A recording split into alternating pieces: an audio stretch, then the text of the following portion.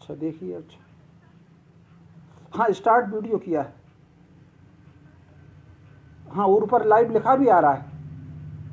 हाँ, हाँ, रेड में लाइव लिखा आ रहा है। हाँ, बस ठीक ठीक है, ठीक है। हाँ।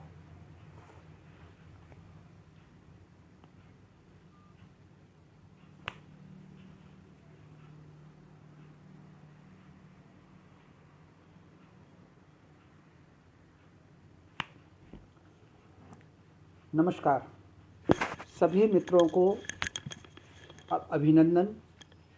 अक्षय तृतीया की सबको शुभकामनाएं। आज भगवान परशुराम जी का अवतार दिवस है। हम ये प्रार्थना करते हैं भगवान परशुराम जी से कि वो संसार को सुख और समृद्धि प्रदान करें।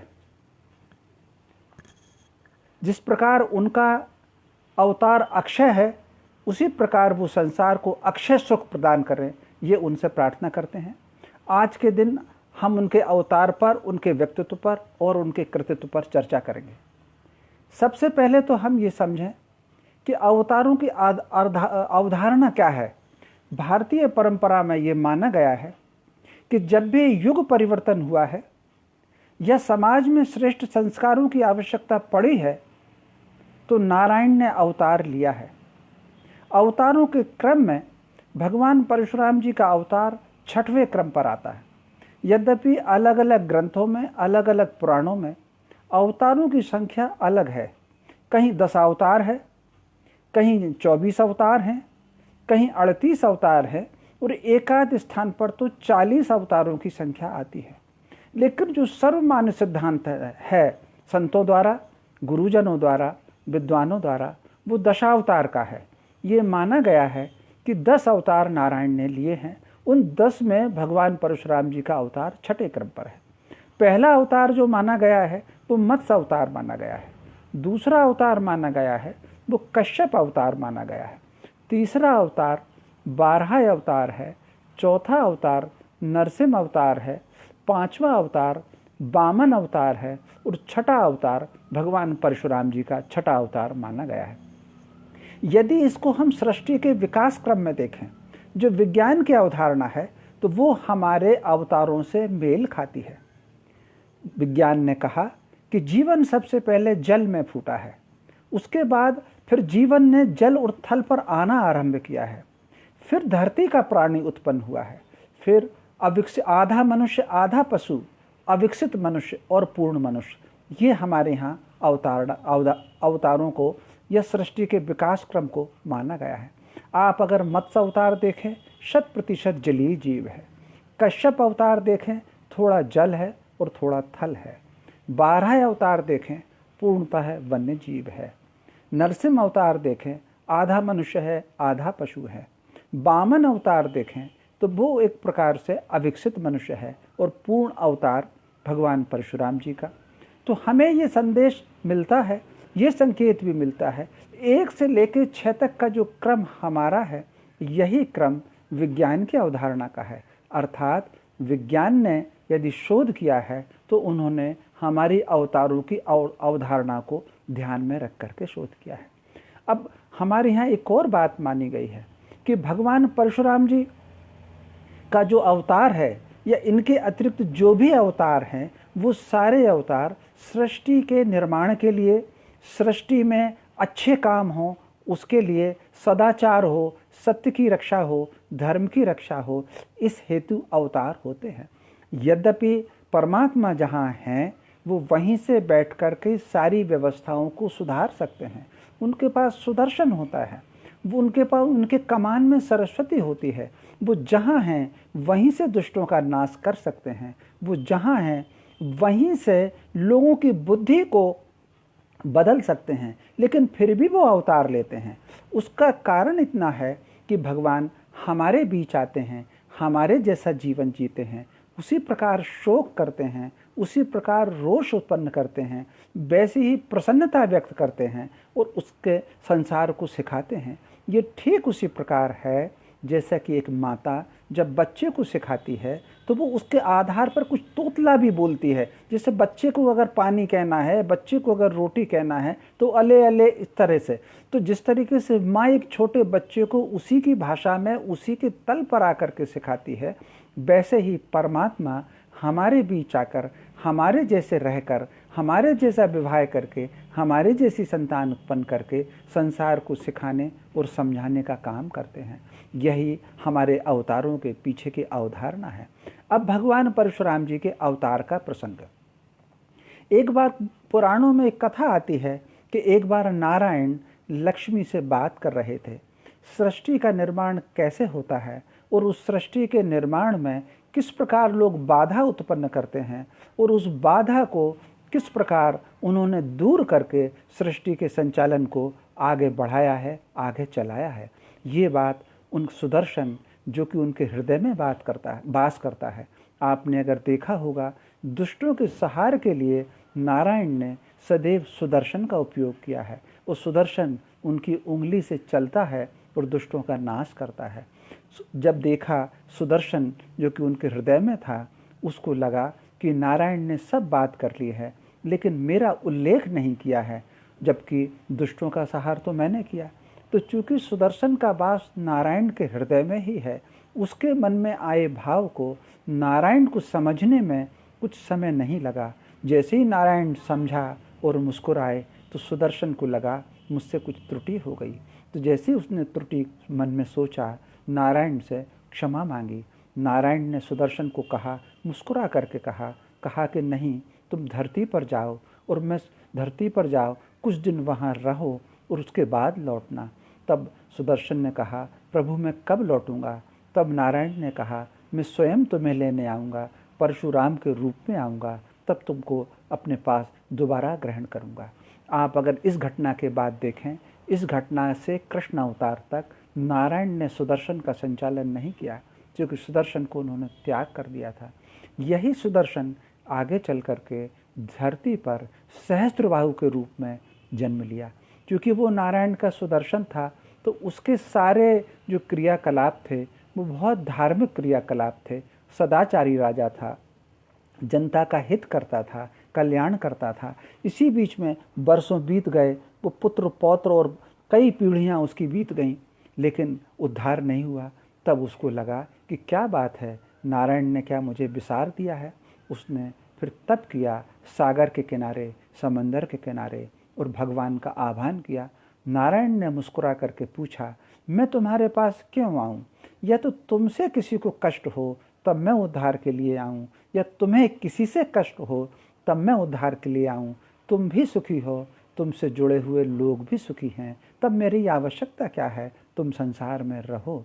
या तो तुम्हें कष्ट हो तब मैं आऊँगा, या तुमसे लोग दुखी हों तब मैं आऊँगा। जब नारायण ने ये कहा तो सुदर्शन को लगा, तो उसके बाद सुदर्शन, जो कि सहस्त्रबाहु के रूप में था, उसने अपने क्रियाकलाप बदले और कुछ इस तरह के काम किए जिस तरीके से ताकि नारायण उसके उद्धार के लिए आए। ये कथा हमें ध्यान रखनी चाहिए। और दूसरी कथा, अब भगवान परशुराम का जन्म भृगु वंश में हुआ है। भृगु वंश में महर्षि भृगु सृष्टि के आदि ऋषि माने जाते हैं। ये माना जाता है कि जिन 8 ऋषियों को ब्रह्मा ने सबसे पहले संसार निर्माण के लिए, जिनको संसार में अवतरित किया, जिनको संसार में जिनको जन्म दिया, उसमें महर्षि भृगु सबसे पहले हैं। महर्षि भृगु सबसे पहले प्रजापति हैं। जो दक्ष प्रजापति थे, जो पार्वती के पिता थे, वो 10वें प्रजापति हैं। उनका क्रम 10वें नंबर पर आता है। और महर्षि भृगु पहले प्रजापति इनको माना गया है।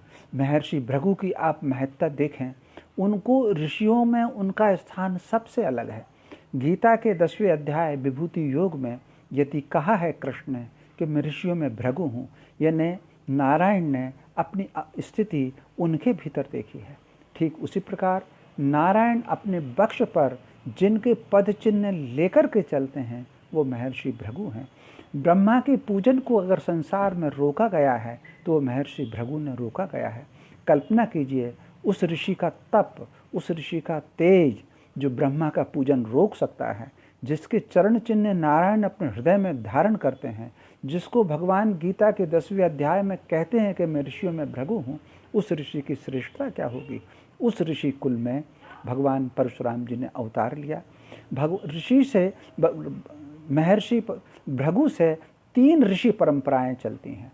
उनके 3 विवाहों का वर्णन आता है। पहला विवाह उनका ख्याति से हुआ है।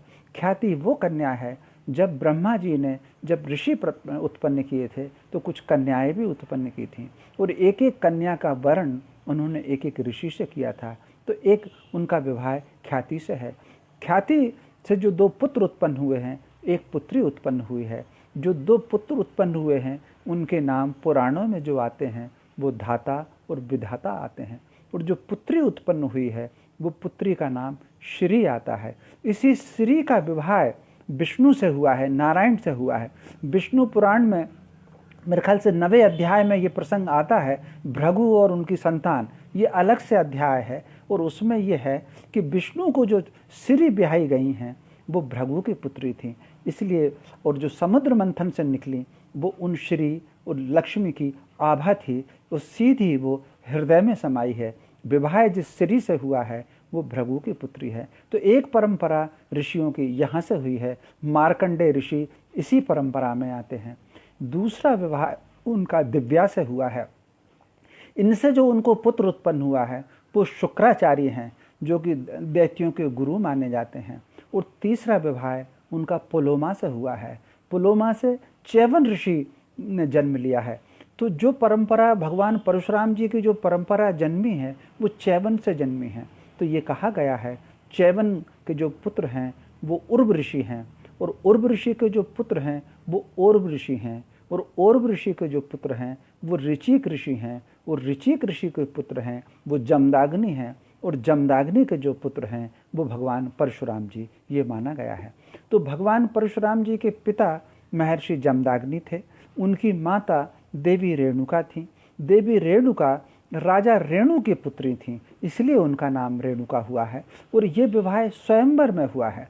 जब देवी रेणुका का विवाह हुआ है स्वयंवर में, तब महर्षि जमदाग्नि अपने मामा विश्वामित्र के साथ, एक बड़ी कथा आती है, महर्षि विश्वामित्र और महर्षि जमदाग्नि, यद्यपि ये रिश्ते में मामा और भांजे थे, लेकिन दोनों एक आयु के थे, एक ही दिन इनका जन्म हुआ था, इसलिए इनके बीच में एक मित्रता के संबंध थे।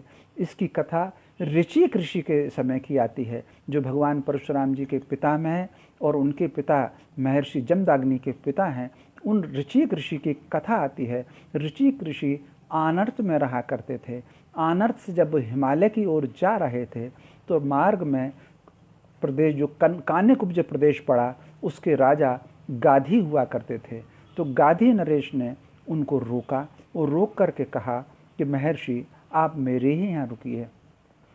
तब ऋषि रुकना नहीं चाहते थे, और उन्होंने ये एक शर्त रख दी। उन्होंने कहा यदि आप अपनी पुत्री का विवाह मेरे साथ कर दें तब मैं यहाँ रुक सकता हूँ। तो राजा को थोड़ा सा असमंजस तो लगा, लेकिन फिर भी उन्होंने अपनी पुत्री का विवाह ऋचिक ऋषि से कर दिया। उनका नाम देवी सत्यवती था। उसका विवाह ऋचिक ऋषि से कर दिया।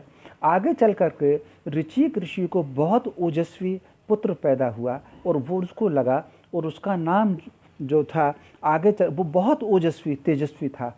तो उनकी देवी सत्यवती की जो माता थी, उनको लगा कि ये पुत्र बहुत ओजस्वी है, बहुत तेजस्वी है, कहीं ऐसा ना हो आगे चल करके मेरे पुत्र से ये राज छीन ले और ये राजा हो जाए, और मेरे पुत्र कहीं ना कहीं बाहर चले जाएं, आगे हो जाएं। तो उन्होंने अपनी बेटी को ये कहा कि बेटी, क्या गर्भाधान संस्कार के पूर्व उन्होंने कुछ संस्कार किया था? तो उन्होंने कहा कि हाँ, उन्होंने संस्कार किया था। तो उन्होंने कहा क्या तू चाहती है कि इतना ही ओजस्वी, इतना ही तेजस्वी तेरा भाई भी हो? ले अतएव तू ऋषि से ये बात कर, ऋषि कि वो भी मेरे लिए भी कुछ गर्भधान संस्कार के पूछ, कुछ यज्ञ करें। तो इस बात पर ऋचिक ऋषि तैयार हुए, और ऋचिक ऋषि तैयार होने के बाद उन्होंने यज्ञ किया। यज्ञ करके एक हवि तैयार किए, और उसको 2 कटोरे में अलग अलग किया, और एक कटोरा अपनी अलग मंत्र पढ़ा, अपनी सास को दिया और दूसरा कटोरा अलग मंत्र पढ़ के अपनी पत्नी को दिया। तो कई बार छोटी छोटी बातों पर जो महिलाएं शंका करती हैं वो कई बार दिशाएं बदल देती हैं। दोनों माँ बेटी ये हबी का ये खीर का कटोरा लेकर वहाँ से चल दी और चल करके माँ ने अपनी बेटी को कहा कि बेटी ऐसा हो तो हम अपना कटोरा बदल लेते हैं। माँ को ये शक हुआ, चूँकि अलग अलग मंत्र पढ़े हैं तो कहीं ऐसा ना हो कि बेटी को जो मंत्र पढ़ा गया है वो ज़्यादा तेजस्वी और ओजस्वी हो और मुझे जो मंत्र दिया गया है वो कहीं कमज़ोर हो। तो दोनों माँ और बेटी ने कटोरा बदल लिया। जो बेटी का कटोरा था वो माँ ने उसका पान किया और माँ का जो कटोरा था वो बेटी ने पान किया। इस प्रकार जब गर्भ अवस्था में पुंसवन संस्कार का जब समय आया तो ऋषि को अपनी पत्नी के लक्षण कुछ अलग दिखे और उन्होंने पूछा कि तुमने क्या अपने जो तुम्हें हवि दी थी क्या तुमने वही ग्रहण की थी? लेकिन तब उन्होंने जो सच था वो बताया कि वस्तुतः माँ के कहने पर मैंने कटोरा बदल दिया। ऋषि त्रिकालदर्शी थे, वो मुस्कुराए और कहा कि तुम्हारी माँ को जो आशंका थी वो आशंका सही होगी कि क्योंकि मैंने तुम्हें जो मंत्र दिया था, हवि दी थी, जो खीर दी थी, वो ब्रह्म तेजस्वी पुत्र के लिए दी थी। वो ब्रह्म वेदता होगा, वो वेद की रचनाएं करने वाला होगा। और तुमको, तुम्हारी माँ को जो कटोरा दिया था, उस कटोरे में जो मंत्र दिया था वो विश्व विजेता की मंत्र दिया था। अब चूंकि तुमने कटोरा बदल लिया तो तुम्हारा पुत्र विश्व विजेता होगा और मंत्र दृष्टा पुत्र तुम्हारी माँ को होगा। तुम्हारा भाई अब मंत्र दृष्टा होगा और तुम्हारा पुत्र विश्व विजेता होगा। तब देवी सत्यवती कांप गईं और उनको लगा कि जो आशंका माँ को थी वो भलीभूत होगी। तब उन्होंने ऋषि से प्रार्थना की कि महर्षि कुछ ऐसा कीजिए कि मेरा पुत्र विश्व विजेता ना हो, मेरा पुत्र मंत्र दृष्टा ही बने। तब उन्होंने कहा कि ठीक है, तुम्हारा पुत्र तो मंत्र दृष्टा नहीं बनेगा, तो विश्व विजेता नहीं बनेगा, लेकिन तुम्हारे पुत्र का पुत्र जो होगा वो विश्व विजेता बनेगा। मैं तुम्हारे पुत्र को तो मंत्र दृष्टा बना सकता हूँ, लेकिन विश्व विजेता का भाव वो अब तुम्हारे पौत्र में आएगा। समय आने पर देवी सत्यवती ने जमदाग्नि को जन्म दिया और उनकी माँ ने विश्वामित्र को जन्म दिया। विश्वामित्र सगे मामा भांजे थे, लेकिन आयु में एक थे, इसलिए उनकी शिक्षा, दीक्षा, पढ़ना, खेलना, कूदना सब साथ साथ हुआ है। तो इसी प्रकार विश्वामित्र को साथ लेकर, वो अच्छे मित्र भी थे महर्षि जमदाग्नि के, रिश्ते में मामा होने के साथ साथ मित्र भी बहुत अच्छे थे। तो वो उनको साथ लेकर के फिर स्वयंवर में गए और वहाँ देवी रेणुका ने जो माला थी, वरमाला, वो महर्षि जमदाग्नि के गले में डाली। हालांकि राजा रेणु ने तब उनको समझाया कि ये ऋषि हैं, तुम्हें वन में रहना पड़ेगा, तुमको कंदमूल फल खाना पड़ेगा, तुम राजकुमारी हो, तुम्हें अगर वर्ण करना है, तुम चाहो तो विश्वामित्र का वर्ण कर लो, वो भी उसी आयु के हैं। लेकिन देवी रेणुका ने वर्ण नहीं माना।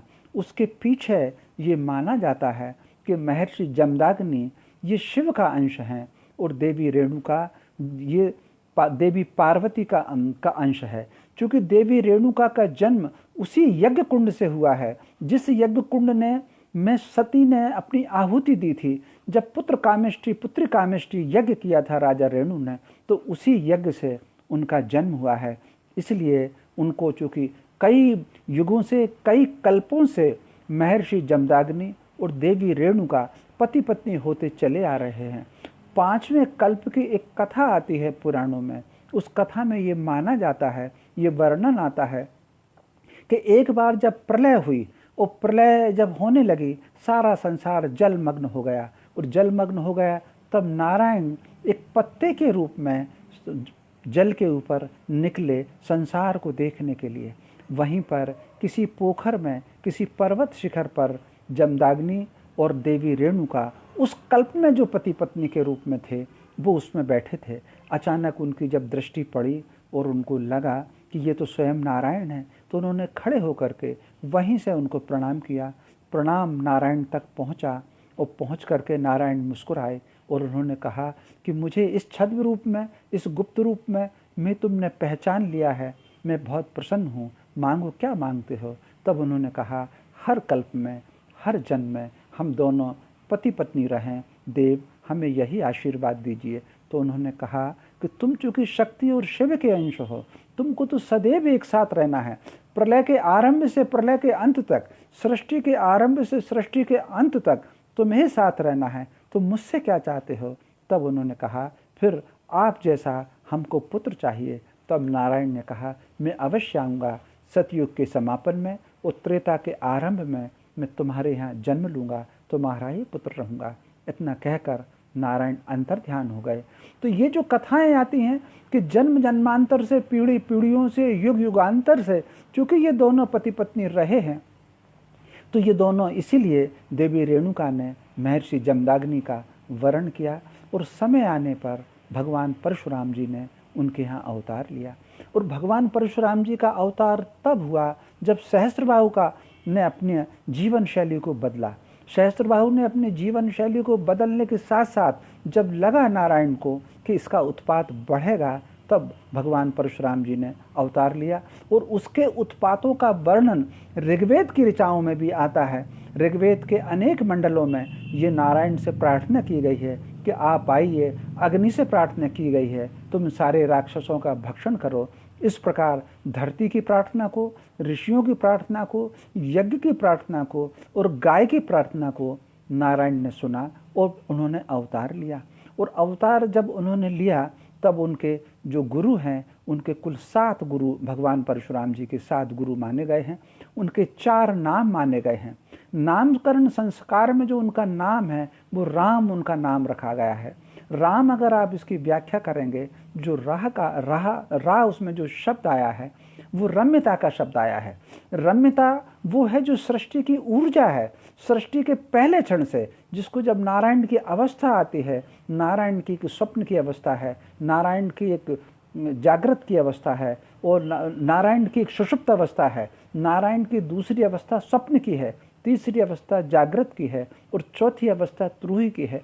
तो कहीं ना कहीं नारायण जिस अवस्था में जब रहते हैं, व्यक्ति सुषुप्त अवस्था में हो या स्वप्न अवस्था में हो या जागृत अवस्था में हो या तुरीय अवस्था में हो, जिस किसी अवस्था में रहता है, एक अंतर्भूत केंद्रीय चेतना होती है जो उसको बांध करके रखती है, जो यूनिवर्स की एनर्जी से जो जुड़ी रहती है, उसको जो संवेदन कहा गया है, वो जो रम्यता है उससे रा बनता है। और इसमें जो आकार लगता है वो विस्तार का आकार लगता है, वो विस्तार जो आकाश तक जाता है। जो बड़ा आ आता है, जो आ की मात्रा आती है, वो आकाश के प्रतीक है। यानी ऐसी रम्यता जो कहीं ना कहीं सृष्टि के शून्य से लेकर के आकाश तक जाती है, इस तरीके से रा उसको मर बनता है। और माँ जो आता है, माँ का अर्थ ममत्व होता है, माँ का अर्थ वो माँ की वो ममता होती है, इसीलिए माँ का शब्द माँ से बनता है, ममता से बनता है। इसीलिए जो कहीं ना कहीं प्राण वायु देने वाले हैं, प्राण ऊर्जा देने वाले जितने भी शब्द भारतीय शब्दकोश के हैं, वो माँ से बनते हैं। इस प्रकार राम उनका नाम लगा, नामकरण संस्कार में आया। ये माना गया है कि ये बालक आगे चल करके सृष्टि को प्राण देने वाला है, सृष्टि का विकास करने वाला है, इसलिए इनका नाम राम रखा जाए। तो उनका नामकरण संस्कार राम ही आया है। ऋग्वेद में एक स्थान पर राम शब्द जो आया है वो भगवान परशुराम जी के ही लिए आया है। गीता में भी अगर आया है कि मैं शस्त्रधारियों में राम हूँ, ये भी 10वें अध्याय के विभूति योग में आया कि शस्त्रधारियों में राम हूँ। यहाँ भी इसका आशय भी भगवान परशुराम जी से है, क्योंकि दशरथ नंदन राम धनुष बाण चलाते थे और धनुष बाण अस्त्र में आता है। भगवान परशुराम जी हैं जो 27 प्रकार के शस्त्र और अस्त्र दोनों का संचालन करते हैं। तो यदि कहीं आ रहा है कि मैं शस्त्रधारियों में राम हूँ, तो ये वर्णन भगवान परशुराम जी के ही लिए आता है। तो नामकरण संस्कार में उनका नाम राम कर रखा गया, लेकिन माँ उनको अभिराम कहा करती थी। अभिराम का अर्थ होता है आँखों को अच्छा लगने वाला, सुख देने वाला, संसार का निर्माण करने, अभी संसार का निर्माण करने वाला। माँ उनको अभिराम कहा करती थी। क्योंकि उन्होंने भृगुवंश में जन्म लिया है, इसलिए पुराणों में कहीं कहीं उनका नाम भार्गव राम भी आया है। इसके बाद भगवान शिव ने जब उन्हें परशु प्रदान किया है, तब वो परशुराम कहलाए। तो इस प्रकार उनके 4 नाम हैं। उनके 7 गुरु हैं। पहले गुरु का वर्णन जो आता है, देवी रेणुका जो उनकी माँ हैं, वो पहले गुरु हैं। दूसरे गुरु उनके पिता हैं, महर्षि जमदाग्नि हैं। तीसरे गुरु महर्षि चायमान हैं। चौथे गुरु विश्वामित्र हैं, 5वें गुरु वशिष्ठ हैं, 6वें गुरु उनके शिष्य हैं और 7वें गुरु भगवान दत्तात्रेय हैं। ध्यान रखिए, भगवान शिव के भक्त सब हैं, शिष्य उनका कोई नहीं। शिष्य अगर उन्होंने किसी को बनाया है तो वो भगवान परशुराम जी का, भगवान शिव के एकमात्र शिष्य अगर कोई हैं तो वो भगवान परशुराम जी हैं। एक और वर्णन आता है, इसका प्रसंग महाभारत में आता है। संसार में जूता और छतरी अगर हमें उपयोग करते हैं तो इसके लिए भी भगवान परशुराम जी ही निमित्त हैं। वर्णन यह आता है कि उन दिनों लगभग 4 वर्ष की आयु भगवान परशुराम जी की रही है और 4 वर्ष की आयु में उनके पिता महर्षि जमदग्नि उनको धनुर्विद्या की शिक्षा दे रहे हैं और धनुर्विद्या में बाण कहीं दूर चला जाता है तो देवी रेणुका उस बाण को उठा करके लेकर के आती हैं। इस अभ्यास करते करते थोड़ा सा विलंब हुआ, सूर्य निकल आए। देवी रेणुका चूँकि राजकन्या थी, सुख की पली हुई थी, उनको सूरज का थोड़ा सा तेज लगा और तेज लगने के साथ साथ वो थोड़ा किनारे पर 2 क्षण के लिए रुक गईं। जब वो 2 क्षण के लिए रुक गईं, बाण आने में विलंब हुआ महर्षि जमदग्नि को। जब आने में विलंब हुआ तो उन्होंने देखा कि ये विलंब क्यों हो गया है, तो उनको लगा सूरज की रोशनी, सूरज का तेज है जिसके कारण देवी कुछ विचलित हुई हैं। तब उन्होंने सूर्य को देखा और मन ही मन कहा, सूर्य को कहा कि मैं नारायण का काम कर रहा हूँ, ये संसार के निर्माण का काम कर रहा हूँ और तुम इसमें बाधा उत्पन्न कर रहे हो, क्या मैं तुमको शाप दूं? जैसे ही महर्षि जमदग्नि ने कहा, भगवान सूर्य देव स्वयं उपस्थित हुए। उन्होंने कहा कि देव, मेरी अग्नि को, मेरे तेज को नष्ट न कीजिए। मेरे तेज को अगर आप नष्ट कर देंगे ये संसार कैसे जिएगा। लेकिन मैं इस तेज से बचने का उपाय देता हूँ। तो छत्र और उपादान वो लेकर के आए। उन्होंने देवी रेणुका को भेंट किया और भेंट करके कहा कि देवी रेणुका, ये आप उपादान यानी ये पादुकाएँ ये पहनिए और इस छत्र को लगाइए। तो देवी रेणुका धरती के ताप से और ऊपर की आँच से दोनों बचीं। जब ये प्रसन्न हुई तब देवी रेणुका ने कहा, इसको बनाना हमारे आश्रम में लोगों को सिखा दीजिए। तब सूर्य ने महर्षि जमदग्नि के आश्रम में छत्री का और ये जो पादुका है उसका निर्माण बताया। तो कहने का अर्थ है ये इसके निमित्त भी भगवान परशुराम जी हैं। आगे चल कर के भगवान परशुराम जी महर्षि चायमान के पास गए। महर्षि चायमान से उन्होंने जो विद्या सीखी है वो पेड़ों पर चलने की विद्या सीखी है, पत्ते के ऊपर चलने की विद्या सीखी है। इसका अभ्यास करके कोई भी व्यक्ति पेड़ के ऊपर चल सकता है। महर्षि चायमान के यहाँ उन्होंने समंदर पर चलने की, पानी पर चलने की विद्या सीखी है। तो यही जो चायमान शिक्षा है, यही कहीं ना कहीं ये चाइना में गई है और उसका केंद्र चाइना बन गया था। तो महर्षि चायमान जिन्होंने आगे चल करके जिस क्षेत्र में उन्होंने अपना आश्रम बनाया वो आगे चल करके चीन कहलाया और चाइना कहलाया। उसके बाद फिर मैं चायमान जी के पास, महर्षि चायमान के बाद फिर वो विश्वामित्र के पास गए। जितने भी दिव्यास्त्र हो सकते हैं उसकी शिक्षा उन्होंने वहाँ ली और महर्षि विश्वामित्र के बाद फिर वो महर्षि वशिष्ठ के आश्रम में गए। तो वशिष्ठ के आश्रम में जब गए, ये माना जाता है कि भगवान परशुराम जी की आयु उस समय लगभग 14 वर्ष रही होगी। कहीं कहीं 16 वर्ष आता है, कहीं कहीं 13 वर्ष आता है, कहीं कहीं 14 वर्ष भी आता है। तो 14 वर्ष उनकी आयु रही होगी। वहाँ उन्होंने एक जो भी ज्ञान था, जो दिव्य ज्ञान था, दिव्य अस्त्र और दिव्य ज्ञान 2 अलग अलग चीज़ें हैं। भगवान परशुराम जी ने दिव्यास्त्र का ज्ञान जो सीखा है वो महर्षि विश्वामित्र के यहाँ सीखा है और जो दिव्य ज्ञान है जिसमें देवताओं का आह्वान किया जा सकता है वो ज्ञान उन्होंने महर्षि वशिष्ठ के पास सीखा है। यहाँ उनको मित्र मिले, देवी लोमहर्षिणी यहाँ मिली, उनको पाराशर उनको यहाँ मिले हैं। तो इस तरीके से उनके यहाँ 3-4 मित्र, यहाँ अगस्त्य मुनि का जो बेटा है वो भी उनको यहीं मिला बना है। तो इस प्रकार ये 4-5 लोगों की ये मित्र मंडली यहाँ बनी। ये देवी लोमहर्षिणी आर्यावर्त के राजा सुदास की बहन थीं और सुदास की बहन ये यहाँ रहती थीं और उनकी एक अच्छी मित्रता। ये देवी लोमहर्षिणी पूरे जीवन भर भगवान परशुराम जी के साथ रही हैं। इसी बीच में लगभग 2 वर्ष उनको यहाँ पे पढ़ते हुए हो गए। उसी बीच में एक बड़ा, एक जोरदार या एक चौंकाने वाली प्रसंग चारों तरफ आया। और ये प्रसंग ये आया कि महर्षि जो राजा, जो सत्य बोलने वाले जो राजा हरिश्चंद्र एक ऋषि बालक सुनाशेप की बलि देने वाले हैं। ये एक प्रसंग आया। सारे लोग चौंके कि सुनाशेप की बलि दी। सुनाशेप अजिग्रत एक ऋषि कुल के, वो भी भृगु वंशी थे सुनाशेप, उनके पिता का नाम अजिग्रत था, तो उसका बालक की वो बलि देने वाले हैं। कथाएं अलग अलग पुराणों में अलग अलग आती हैं। कहीं ये माना जाता है कि खुद हरिश्चंद्र जी को जलोदर हो गया था। उस जलोदर मुक्ति से उनके पुत्र वरुण ने ये संकल्प लिया था कि यदि मेरे पिता ठीक हो जाएं तो मैं किसी ऋषि पुत्र की, ब्राह्मण बालक की बलि दूंगा।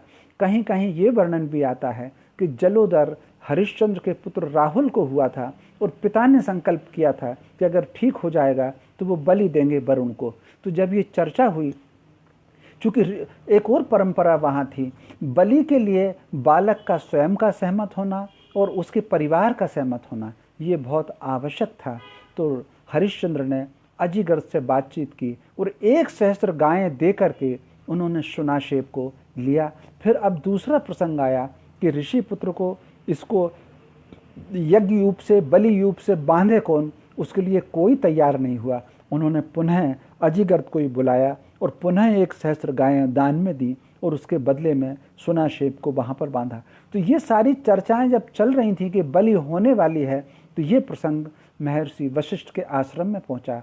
और जब आश्रम में पहुँचा तो इस पर बड़ी चर्चा हुई। इस पर एक लंबा संवाद है भगवान परशुराम जी का और वशिष्ठ का। और अंत में एकांत में ले जा करके महर्षि वशिष्ठ जी ने परशुराम जी को वरुण के आह्वान का मंत्र दिया और वरुण के आह्वान का मंत्र दे करके कहा कि तुम्हें जाना चाहिए। उसके बाद महर्षि परशुराम जी, पाराशर ऋषि, देवी लोमहर्षिणी, ये सारे लोग और अगस्त ऋषि के पुत्र, ये वहाँ पर चारों लोग वहाँ पर पहुँचे। और जैसे ही पहुँचे उस सभा में उनके पिता महर्षि जमदाग्नि और महर्षि विश्वामित्र वो भी वहाँ पर मौजूद थे और वहाँ पर थे। और जब ये पहुँचे, पहले पिता का उन्होंने प्रणाम किया, महर्षि जमदाग्नि को प्रणाम किया। वो फिर यज्ञ आचार्य के पास पहुँचे। तो यज्ञ आचार्य से उन्होंने पूछा, क्या किसी प्राणी की बलि दी जा सकती है? क्या कोई देवता, सारे के सारे प्राणी ये देवताओं के पुत्र हैं, क्या सारे के सारे कोई भी देवता किसी प्राणी की बलि को स्वीकार कर सकता है? तो उन्होंने कहा, इसका निर्णय तो राजा करेंगे। जो यज्ञ के आचार्य महर्षि भ्रकुंड जो थे, वो यज्ञ के आचार्य थे, उनसे चर्चा हुई तो उनका इसका निर्णय तो राजा करेंगे। तो उन्होंने कहा, मुझे राजा से मिलने की अनुमति चाहिए। तो एक लंबा संवाद वहाँ पर विभिन्न लोगों से है। महर्षि जमदाग्नि से भी संवाद है, महर्षि विश्वामित्र से भी संवाद है। अंत में हरिश्चंद्र जी से भगवान परशुराम जी का संवाद हुआ और उन्होंने कहा, क्या किसी भी प्राणी की बलि, ये तो ऋषि पुत्र है, ये तो मानव है, किसी भी प्राणी की बलि क्या कोई देवता स्वीकार कर सकता है? क्योंकि सारे प्राणी देवताओं की संतान होते हैं। हरिश्चंद्र जी ने कहा, लेकिन चूंकि मैंने संकल्प लिया था और वरुण ने इस बलि को स्वीकार किया। तब परशुराम जी ने पूछा, ये आप कैसे कह सकते हैं कि वरुण देव ने इस बलि को स्वीकार किया? हरिश्चंद्र ने कहा कि हमने संकल्प बलि का किया गया था, उसी के बाद तो हमारा रोग दूर हुआ, तो हम मान करके चलते हैं कि इसको बलि ने स्वीकार किया। तब भगवान परशुराम जी ने उनसे पूछा, राजा से एक प्रश्न किया, क्या आपको ऐसा नहीं लगता कि आपका जो रोग मुक्ति है वो आपके अपने पुण्य कर्म के कारण है, औषधियों के कारण है, और आप इसमें वरुण देव को भी जोड़ रहे हैं? तब उन्होंने कहा, चूँकि मैंने संकल्प किया था। तब उन्होंने कहा, अगर आपकी अनुमति हो तो मैं वरुण देव से प्रार्थना करना चाहूँगा। तो उन्होंने कहा, इसकी अनुमति यज्ञ आचार्य देंगे। फिर भगवान परशुराम जी यज्ञ आचार्य के पास लौट करके आए और यज्ञ आचार्य से उन्होंने अनुमति मांगी। थोड़े से असहज हुए यज्ञ आचार्य, अंत में उन्होंने अनुमति दी। भगवान परशुराम जी ने जो मंत्र वशिष्ठ जी ने उनको दिया था, उससे उन्होंने आह्वान किया। वरुण देव वहाँ पर प्रकट हुए और उन्होंने प्रणाम किया और प्रणाम करके पूछा, वरुण देव, क्या इस बालक की बलि को आपने स्वीकार किया है? तो उन्होंने कहा कि नहीं, मेरे स्वीकार करने का तो कोई प्रश्न नहीं है, किसी भी प्राणी की बलि कौन देव स्वीकार करेगा? फिर तो ये ऋषि पुत्र है, मैं इसकी बलि क्यों स्वीकार करूंगा? तब उन्होंने कहा कि आपने तो बलि के संकल्प के बाद ही, इस बालक की बलि के संकल्प के बाद ही आपने रोग से मुक्त की। तब वरुण ने कहा, वरुण मुस्कुराए और उन्होंने कहा कि देव, राजा की जो रोग मुक्ति हुई है वो उसके पुण्य कर्म से हुई है। वो एक प्रसंग आता है, क्योंकि संक्षिप्त में उस प्रसंग पर अभी मैं जानना नहीं चाहता है। उन्होंने कहा कि जीवन में एक दोष किया था हरिश्चंद्र ने, इस कारण उनको ये रोग जलोदर हुआ था। उस दोष की पूर्ति होते ही, उस पाप का प्रायश्चित होते ही वो रोग मुक्त हो गए। मुझे इस बलि से कोई इसका आशय नहीं है, कोई लेना देना नहीं है। तब भगवान परशुराम जी ने उनसे कहा, तब आप इस बालक को मुक्त कर दीजिए। तब उन्होंने कहा, भाई मैंने इसको स्वीकार ही नहीं किया तो मैं इसको मुक्त करने वाला कौन होता हूँ। ऐसा करके ये सारा प्रसंग यज्ञ आचार्य ने भी सुना और राजा हरिश्चंद्र ने भी सुना। तब भगवान परशुराम जी ने हरिश्चंद्र से प्रार्थना की, इस बालक को मुक्त कर दीजिए। तब उस बालक को मुक्त करके उन्होंने, उसके पिता भी वहाँ मौजूद थे, उनको सौंपना चाहा। तब उसने पिता ने ये कहा कि भाई मैंने इसके बदले में आपसे 1 सहस्त्र गायें ले ली, आप 1 सहस्त्र गायें मुझसे वापस ले लीजिए। तब हरिश्चंद्र ने कहा, वो गायें मैंने आपको दान कर दी हैं, वो गायें मैं आपसे वापस नहीं ले सकता, आप अपना पुत्र संभालिए। तब अजीगर्त ने अपने पुत्र को नहीं समाया। तब भगवान परशुराम जी ने वरुण से प्रार्थना की और वरुण से प्रार्थना करके कहा, इस पुत्र को आप ही स्वीकार करें। और फिर भगवान वरुण ने उस पुत्र को स्वीकारा और पुत्र को स्वीकार करके उन्होंने वह पुत्र महर्षि विश्वामित्र को दिया कि आप इसको स्वीकार करें। आगे चल करके महर्षि विश्वामित्र ने उसको अपने पुत्र के रूप में स्वीकार किया और आगे चल करके जो गाधी का जो राज्य है, उसी आज जो गाधी का राज्य है वो सुनाशेप के वंशजों ने ही संभाला। तो ये प्रसंग आता है। और वहीं पर वरुण ने भगवान परशुराम जी को कहा कि अब आपको शिव की आराधना के लिए कैलाश जाना चाहिए। वरुण के निर्देश पर अपने मित्रों को वहीं छोड़ करके भगवान परशुराम जी कैलाश पर चल दिए। और कैलाश पर जब चले तो मार्ग में उनको भगवान शिव का जो भैरव का रूप है वो उनको मिला। वो परीक्षा लेने के लिए आया, उन्होंने परिचय पूछा। इससे पहले उन्होंने एक कृत्रिम, एक शेह की और एक युवक की, एक ऋषि पुत्र की शेह ने हमला किया, उस मुझे अभी नाम याद आएगा, उसको बचाया भगवान परशुराम जी ने। उसके बाद उनको वहाँ पर भैरव मिले और भैरव ने पूछा, तुम कौन हो? तो उन्होंने कहा कि मैं महर्षि ऋचिक का पुत्र, महर्षि जमदाग्नि का पुत्र राम हूँ। तब उन्होंने कहा, ये परिचय तो तुम्हारे पिता में का है, तुम्हारे पिता का है, तुम्हारा परिचय क्या है? तब चूँकि उनको भी लगा कि ये जरूर कुछ इसमें माया है, तब भगवान परशुराम जी ने विनम्रता से उत्तर दिया कि मैं अपनी पहचान, अपना परिचय बनाने के लिए यहाँ पर आया हूँ। तब भैरव ने पूछा, किस प्रकार परिचय यहाँ बनाओगे? तब उन्होंने कहा कि मैं शिव की आराधना करूँगा। तब उन्होंने पूछा, किस प्रकार आराधना करोगे? तब भगवान परशुराम जी ने विनम्रतापूर्वक कहा कि जो आप मार्गदर्शन करेंगे, मैं उस आपके मार्गदर्शन में शिव की आराधना करूँगा। इस पर भैरव मुस्कुराए और उन्होंने कहा, ये सामने जो गुफा तुमको दिख रही है, इस गुफा में जाओ और इसमें तप आरंभ करो, लेकिन ध्यान रहे तुम्हारा आसन भंग नहीं होना चाहिए। तुम शिव की एक पार्थिव प्रतिमा बनाओ और पार्थिव प्रतिमा से पूजन आरंभ करो, लेकिन ध्यान रहे तुम्हारा आसन भंग ना हो। तो सामने एक जो गुफा दिख रही थी, वहाँ जा कर के महर्षि भगवान परशुराम जी तप करने लगे। शिव की लीला तप करते हुए उनको थोड़ा ही समय बीता कि शिवलिंग वहाँ से अंतर्ध्यान हो गया। जब अंतर्ध्यान हुआ तो वो बड़े विचलित हुए, लेकिन चूंकि उनको भैरव ने कहा था कि यहाँ से तुमको आसन नहीं छोड़ना है, तब भगवान परशुराम जी ने शिव का स्मरण किया। और शिव का स्मरण करने के साथ उनके पास जो धनुष बाण था, जो दिव्यास्त्र जो उन्होंने सीखे थे महर्षि विश्वामित्र से, उस दिव्यास्त्र से उन्होंने गुफा की छत पर एक निशाना लगाया। और निशाना लगाया, उससे जो हिमकण गिरे उससे शिवलिंग तैयार हुआ। वो जो हिमकणों वाला शिवलिंग है वही अमरनाथ है, जिसको आज हम पूजते हैं।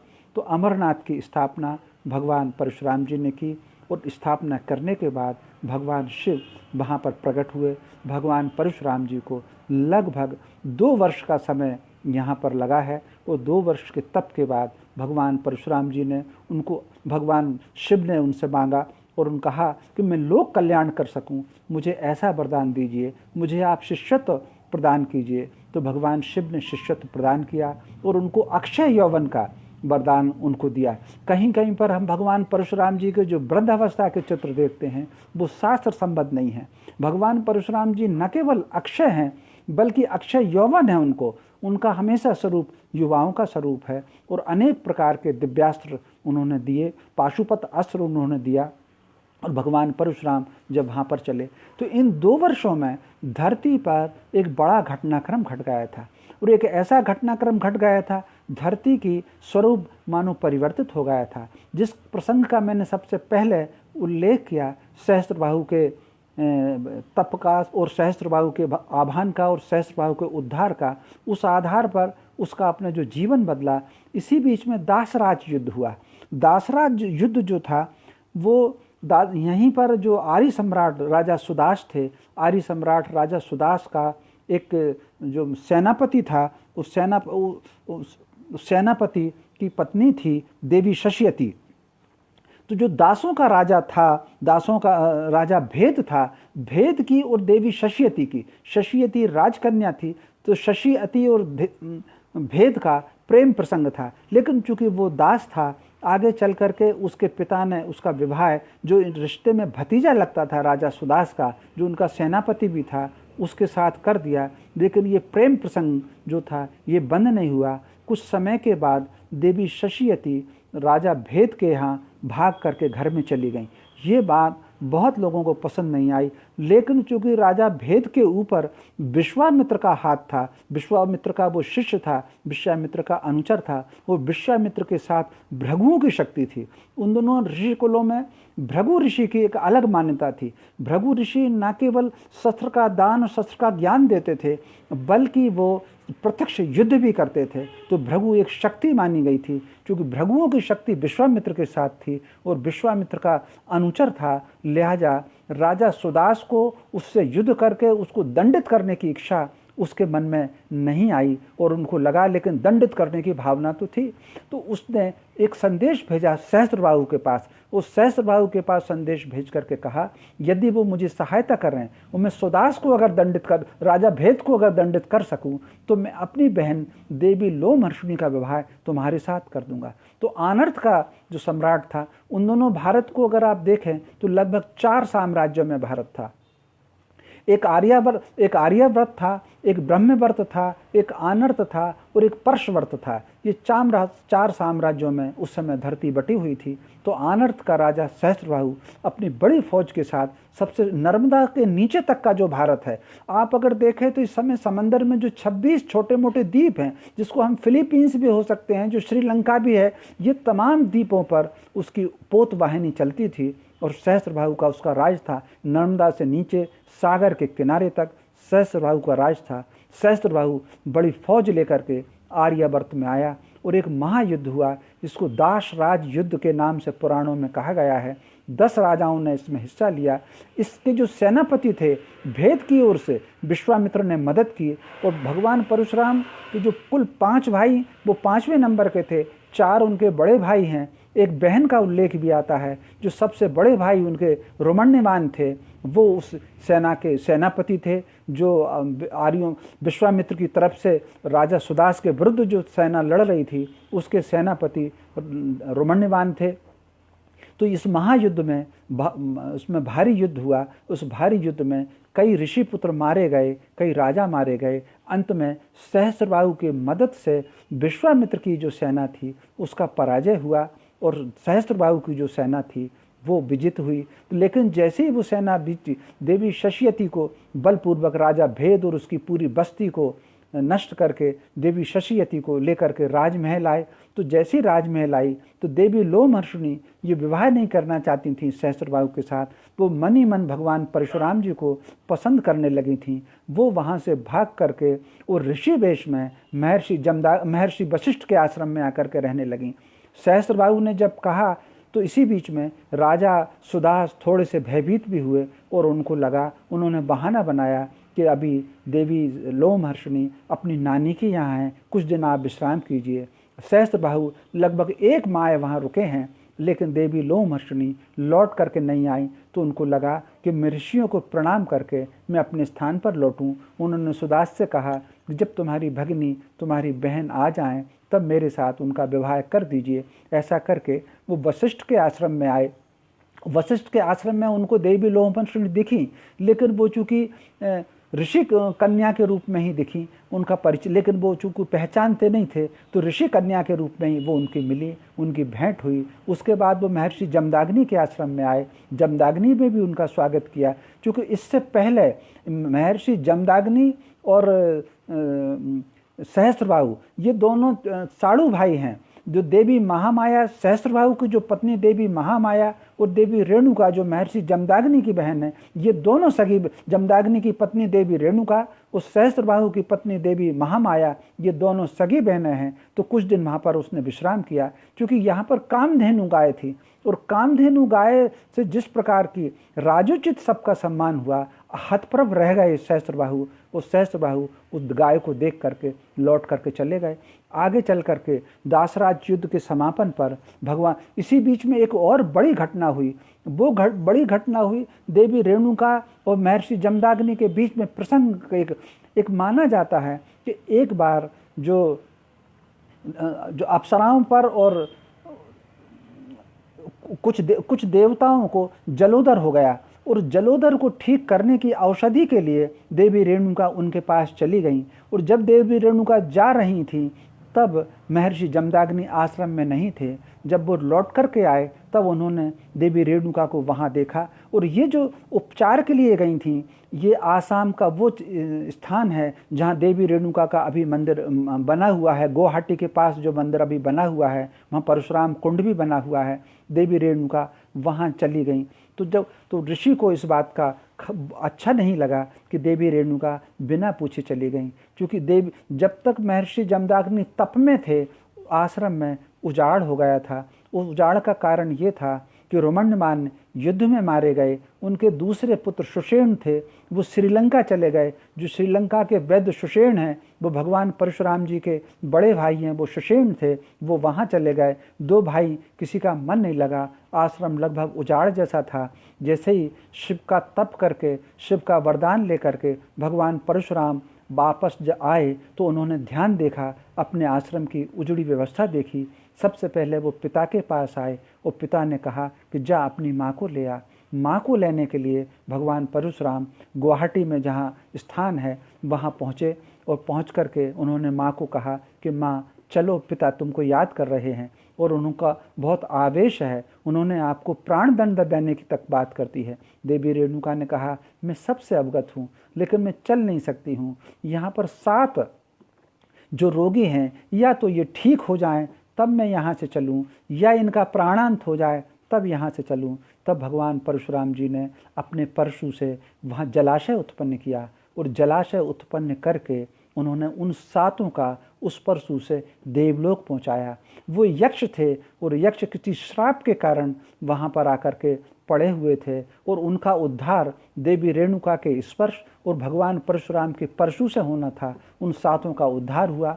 वो 7 अपने वास्तविक रूप में आए और उन्होंने परशुराम जी को आभार किया। परशुराम जी को आभार प्रकट करने के बाद वो अपने देवलोक को चले गए। इसीलिए वो जो जलाशय है, ये माना जाता है कि उस जलाशय में स्नान करने से संसार के सारे रोग दूर हो जाते हैं। वो एकमात्र ऐसा तीर्थ है इस भारत का जहाँ 12 महीने लोग आते हैं। किसी तिथि विशेष को कोई मेला नहीं लगता, जहाँ 12 महीने जहाँ का मेला लगता है। तो फिर भगवान परशुराम जी ने माँ को कहा कि माँ अब तो तुमको चलो, तुम अपने कार्य से मुक्त हो गई। तो देवी रेणुका के पास लेकर के वो वहाँ पर चले। वो चल करके आकर के दासराज युद्ध में सबसे पहले उन्होंने घायलों की सेवा की है, पीड़ितों का उपचार किया है। कितने लोग थे जो शस्त्रों से आहत पड़े हुए थे, महीनों ना तो उनके प्राण निकल रहे थे, ना वो स्वस्थ हो रहे थे। देवी रेणुका आयुर्वेद की बहुत बड़ी जानकार थीं। वनस्पतियों के पत्तों से किस प्रकार का उपचार हो सकता है, वो देवी रेणुका उसकी जानकार थीं। तो माँ और बेटे ने पहले वहाँ पर उपचार किया, और इसी युद्ध में महर्षि वशिष्ठ के जो बड़े बेटे थे शक्ति, वो इसी युद्ध में मारे गए थे। पाराशर इस युद्ध में घायल हो गए थे। उसके बाद वशिष्ठ के आश्रम में आए देवी रेणुका और परशुराम जी दोनों, और यहाँ से आकर के फिर वो अपने पिता के आश्रम में पहुँचे। और पिता को देख करके सारा सब सामान्य हुआ, और आश्रम की सारी व्यवस्था हुई। जब ये सारी व्यवस्था हुई, और फिर उन्होंने अपने पिता से कहा, पिता ने कहा अब तुम कहीं और जाकर के आश्रम बनाओ।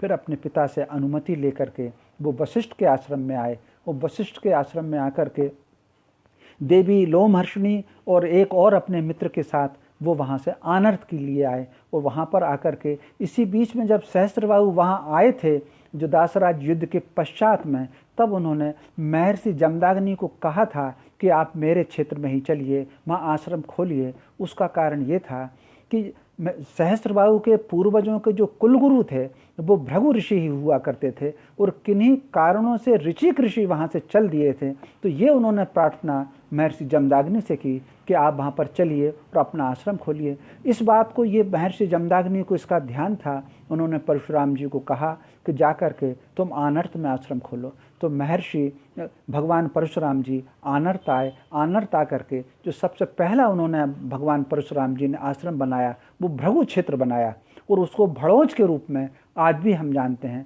सबसे पहला आश्रम उन्होंने वहीं बनाया।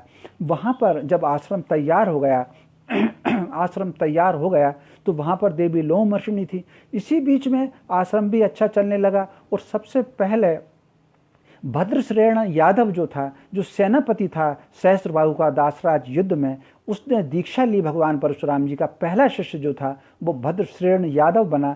इसलिए यादव परंपरा के जो कुलगुरु होते हैं वो अधिकांश भृगु परंपरा के ही उनमें कुलगुरु होते हैं। तो भद्रश्रेण यादव उन्होंने शिष्य बनाया और आग्रह किया उन्होंने कि इसको दासत्व से आप मुक्त कर दें और इसको राजा घोषित कर दें।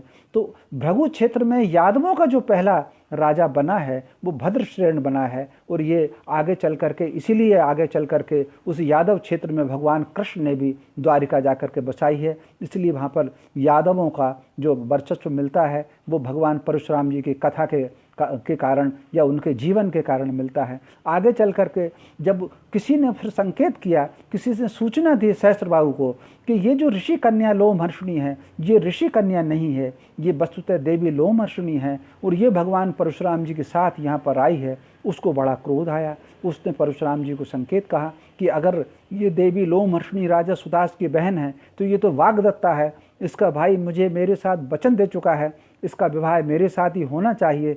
जब भगवान परशुराम जी ने उसकी बात नहीं मानी, उसने सेना को आदेश दिया कि उस आश्रम को उजाड़ दिया जाए और देवी लोमहर्षिणी को पकड़ करके मेरे पास लाया जाए और परशुराम का भी वध कर दिया जाए। ये समाचार जब मिला परशुराम जी को, उन्होंने शिव का आह्वान किया। जब शिव का आह्वान किया, ये प्रभु की लीला थी, शिव ने उनको युद्ध करने को मना किया और कहा कि यहाँ से तुम्हें हिमालय क्षेत्र में आ जाना चाहिए।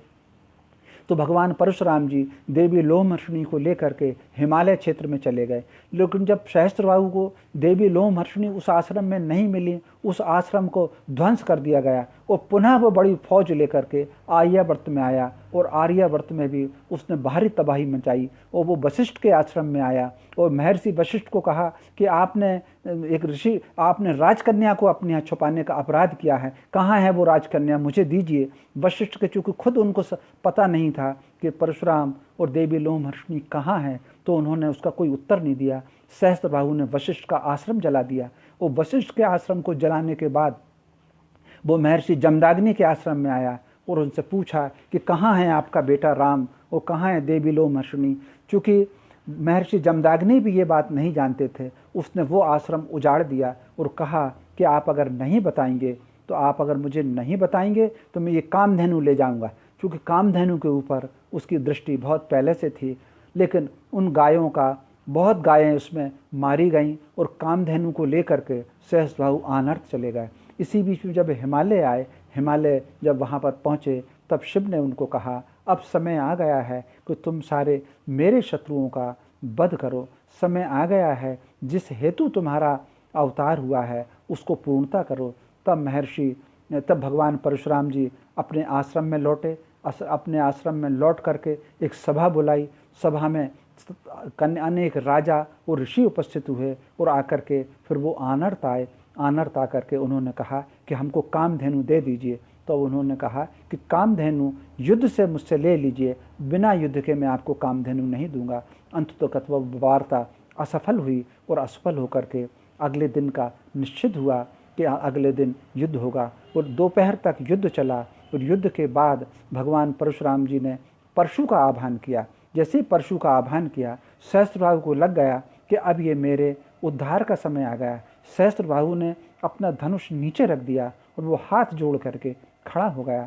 भगवान परशुराम जी ने परशु का प्रहार किया। प्रहार जो परशु उसके हृदय में लगा और उसके हृदय से सुदर्शन निकल करके भगवान परशुराम जी के, चूँकि वो नारायण का अवतार थे, उनके हृदय में आकर के समा गया।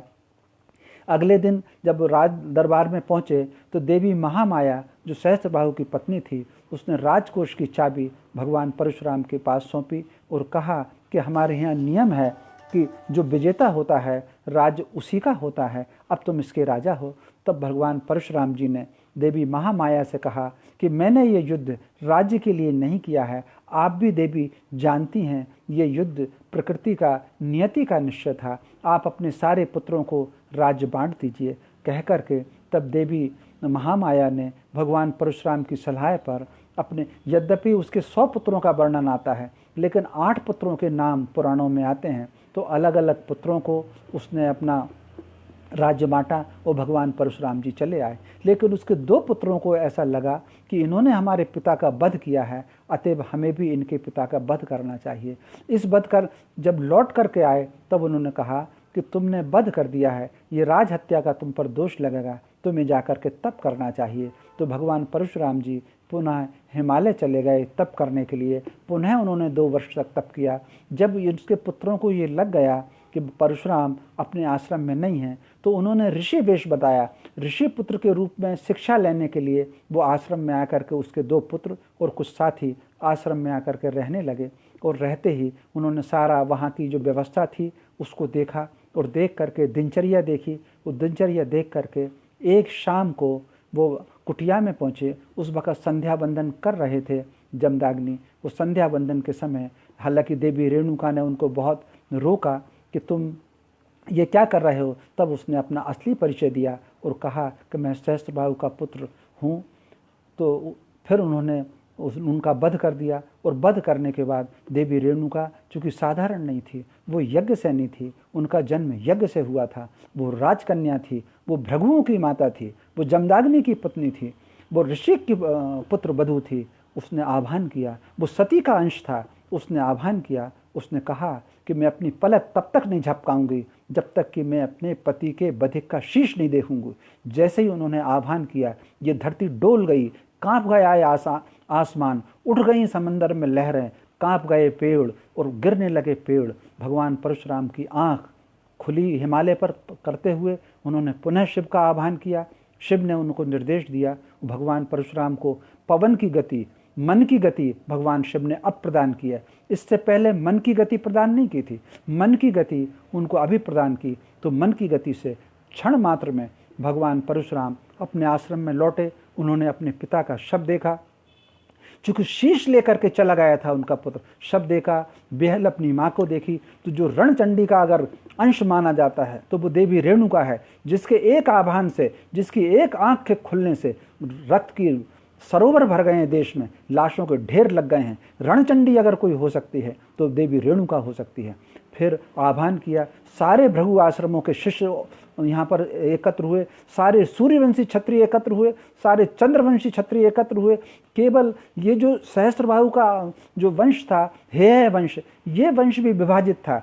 सहस्त्रबाहु के सगे काका जो नरसिंह है जिनका नाम था, जिनका राज्य संभवतः निमाड़ के आसपास था, नर्मदा और अवंतिका के बीच में, अब ये भी भगवान परशुराम जी के कमान में आए। और फिर पहला महायुद्ध हुआ सरस्वती के किनारे, दूसरा महायुद्ध हुआ वो कुरुक्षेत्र में हुआ।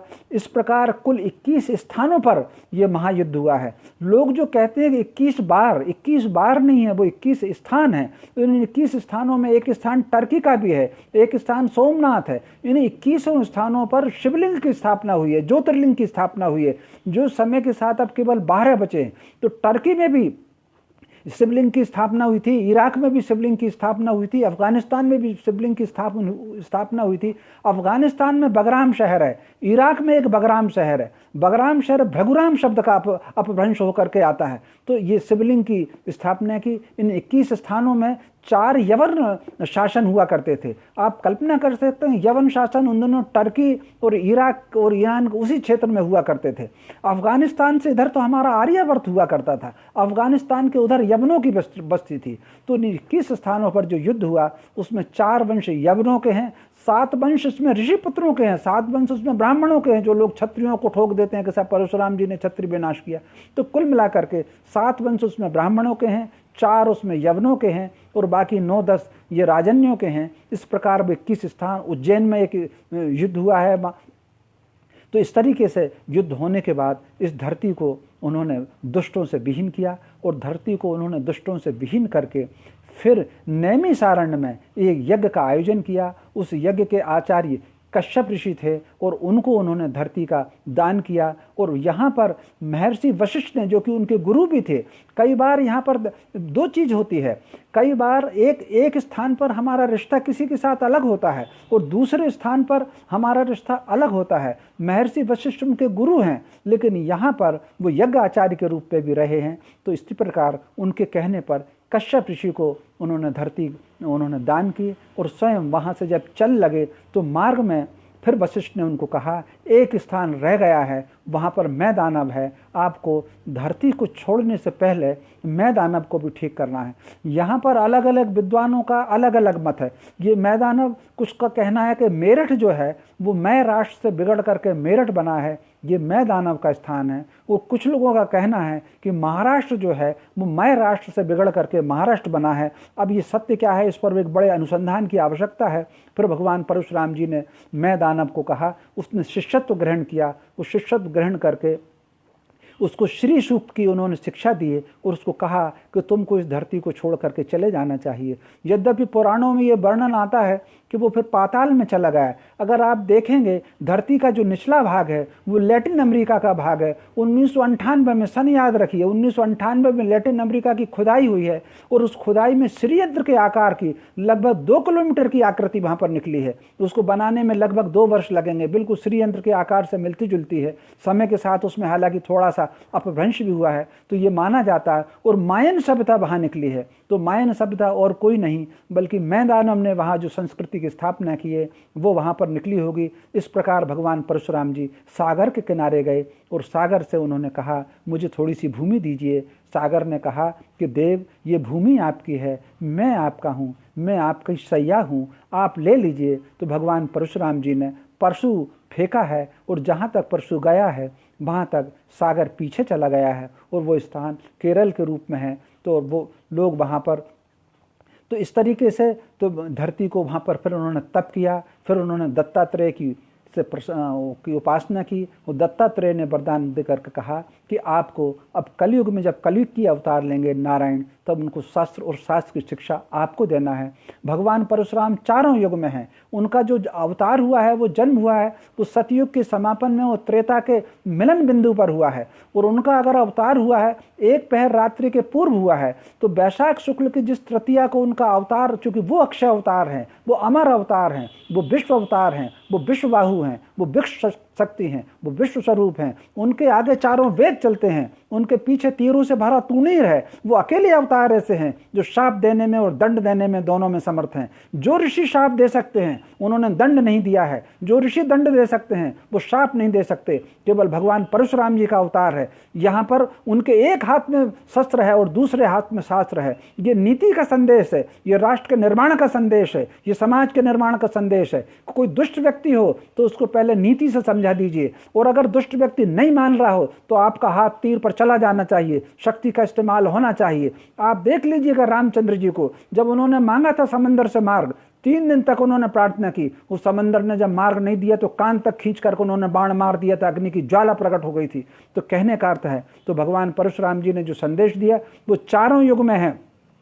उनका अवतार यदि सतयुग के समापन में वो त्रेता के मिलन बिंदु पर हुआ है, तो त्रेता में राम को विष्णु धनुष उन्होंने ही दिया है। जो विष्णु धनुष उन्होंने परीक्षा के लिए दिया था, जिसका कि वर्णन आता है कि राम रमापति कर धन लेऊ खेचे चाप मृतर संदेहु, ये वो विष्णु धनुष था जो भगवान परशुराम जी के पास था, जो उन्होंने राम जी को दिया है। और इसी धनुष से राम जी ने आगे चल करके रावण का वध दिया है। संदीपनी आश्रम में महर्षि संदीप ने उनका आह्वान किया और आह्वान करके गीता का ज्ञान और सुदर्शन चक्र जो कि उनके हृदय में था वो उन्होंने कृष्ण को प्रदान किया है। एक पंक्ति में उन्होंने गीता का ज्ञान दिया। उन्होंने कहा कि अब लीलाएं बहुत हो गई, अब लोक का कल्याण करो माधव। तब कृष्ण जी ने उनसे पूछा कि देव कैसे? तब उन्होंने एक पंक्ति में ज्ञान दिया कि जो श्वास आ रही है जो श्वास जा रही है इसके मध्य में रुको माधव।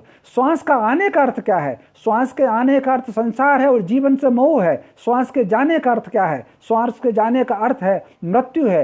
यानी हम ना तो शोक में रहें, मृत्यु के शोक में रहें, न जीवन के मोह में रहें, इन दोनों के मध्य में रुकें। गीता के 574 श्लोक हैं कृष्णवाच के। प्रत्येक श्लोक में देख लीजिए कृष्ण ने जो बात की है अर्जुन को, वो उन्होंने जो बात की है वो मध्य में रहने की बातचीत की है। मित्रता के और शत्रुता के मध्य में, वैराग्य के और आसक्ति के मध्य में रहने की बात कही है, मोह के और द्वेष के मध्य में रहने की बात कही है। तो ये जो गीता का ज्ञान एक पंक्ति में भगवान परशुराम जी ने कृष्ण को दिया। कल की अवतार जब होगा उसको भी शस्त्र की शिक्षा और शास्त्र की शिक्षा भगवान परशुराम जी ही देने वाले हैं। संसार में जितनी भी चीजें हैं वो उनके निमित्त भगवान परशुराम जी हैं। ये अलग बात है कि लोग भगवान परशुराम जी को श्रेय नहीं देते। उसका कारण यह है कि कहीं ना कहीं शक्ति और शास्त्र के ज्ञान से समाज को दूर करना। अगर वो भारत को इन चीजों से दूर नहीं करते, भारत पराजित कैसे हो जाता है? कैसे शकों से हारता, कैसे शूणों से हारता, कैसे कुषाणों से हारता, कैसे अरबों से हारता, कैसे मुगलों से हारता, कैसे अंग्रेजों से हारता। भारत को दासों का दास बनाने के लिए भगवान परशुराम जी को समाज से दूर किया गया। ब्राह्मण और क्षत्रिय में भेद पैदा करने के लिए भगवान परशुराम जी के नाम का दुरुपयोग किया गया। क्योंकि जो ब्राह्मण था, जो ऋषि था, वो अन्वेषक था, वो नीति निर्माता था। क्षत्रिय जो था वो उनका क्रियान्वयन करता था। तो उन्होंने निर्माता को, क्रिएटर को और जो उसका क्रियाशील था, उन दोनों को दूर कर दिया। उससे उसके पास नीति नहीं रह गई, क्रियान्वयन नहीं रह गया, उसके पास क्रियान्वयन रह गया, उसके पास आइडिया खत्म हो गया। तो कुल मिलाकर के फार्मूला और फार्मूले का संचालन दो अलग अलग बातें हैं। तो इनको कुल मिलाकर के जो भगवान परशुराम जी को दूर करने की कोशिश की गई। क्योंकि जिस तिथि को उनका जन्म हुआ है वो अक्षय तृतीया कहलाई गई है। जिस क्षण को उनका जन्म हुआ है वो ब्रह्म मुहूर्त को इस्तेमाल हुआ, उसको ब्रह्म मुहूर्त कहा गया है। क्योंकि उन्होंने पार्थिव शिवलिंग की परंपरा स्थापित की थी, इसीलिए आज पूरे संसार में पार्थिव शिवलिंग की स्थापना होती है। और शिव जी का नाम आप अगर भारत में ही देख लें, देवताओं के नाम बदल जाते हैं। दक्षिण में कोई और देवता है, उत्तर में कोई और देवता है, पूरब में कोई और देवता है, पश्चिम में कुछ और देवता है। नारायण के स्वयं के नाम उत्तर में अलग हैं और दक्षिण में अलग हैं। लेकिन भगवान परशुराम जी ने शिव की स्थापना की है पूरे संसार में। तो पूरे संसार में शिव को केवल शिव ही कहा जाएगा। दक्षिण में भी शिव कहा जाएगा, श्रीलंका में भी शिव कहा जाएगा, हिमाचल में भी शिव कहा जाएगा और मध्य प्रदेश में भी शिव कहा जाएगा। आयरलैंड की खुदाई में शिवलिंग के आकार का पत्थर लिख रहा है, जिसको उन्होंने नाम स्टोन ऑफ डेस्टिनी दिया हुआ है। आप अगर गूगल पर सर्च करेंगे स्टोन ऑफ डेस्टिनी तो शिवलिंग के आकार का पत्थर निकल जाएगा। तो कहने का अर्थ है ये जो शिव जी की स्थापना की है ये भगवान परशुराम जी ने की है। पार्थिव शिवलिंग की स्थापना उन्होंने की है।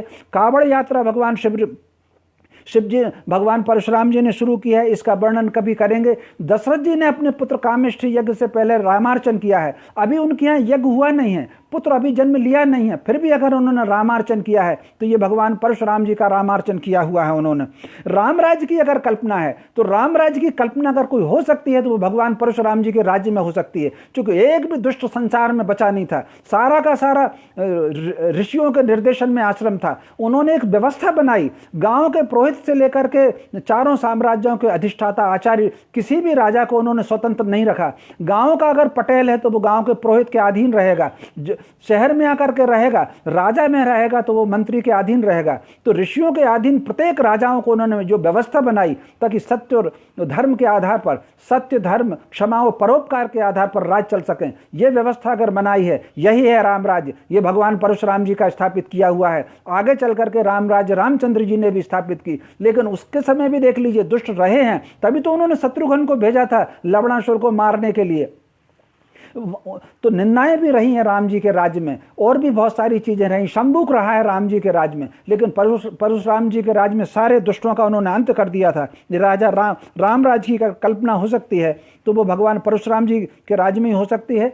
आप अगर देखें महाभारत काल में भगवान परशुराम जी को दूर कर लीजिए तो महाभारत युद्ध में बचेगा क्या? वो भीष्म के गुरु वो हैं, द्रोण के गुरु वो हैं, कर्ण के गुरु वो हैं, द्रुपद के गुरु वो हैं। जितने भी विशेष प्रकार की, वो कृष्ण के गुरु वो हैं। जितने भी विशेष प्रकार के योद्धा रहे हैं, वो नीति के रहे हों, शस्त्र के रहे हों, शास्त्र के रहे हों, वो सारे के सारे भगवान परशुराम जी के शिष्य हैं। महाभारत का युद्ध अगर इतना भीषण हुआ है तो उसमें भगवान परशुराम जी के नाम को है। पूरे संसार को आर्य बनाने का संकल्प ये ऋग्वेद के 9वें मंडल में आया है। कि हमको संसार को आर्य बनाना है। ऋग्वेद का 8वां मंडल, ऋग्वेद का नया मंडल, नवा मंडल और ऋग्वेद का 10वां मंडल। ऋग्वेद में कुल 10 मंडल हैं, तो 10,565 उसमें कुल ऋचाएं हैं।